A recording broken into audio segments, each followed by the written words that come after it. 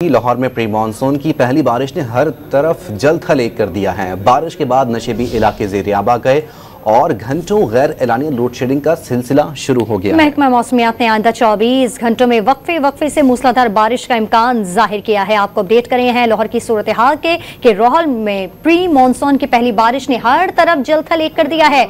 बारिश के बाद नशेबी इलाके ज़ेर-ए-आब आ गए हैं और घंटों गैर एलानिया लोड शेडिंग का सिलसिला भी शुरू हो गया है। महकमा मौसमियात ने आइंदा 24 घंटों में वक्फे से मूसलाधार बारिश का इम्कान जाहिर किया है। मजीद तफसील जानते हैं, डॉन न्यूज़ के नुमाइंदे अदनान शेख हमारे साथ मौजूद है। जी अदनान, लाहौर में कितनी मिलीमीटर बारिश हुई है और बारिश से किन मसाइल का सामना करना पड़ रहा है शहरियों को?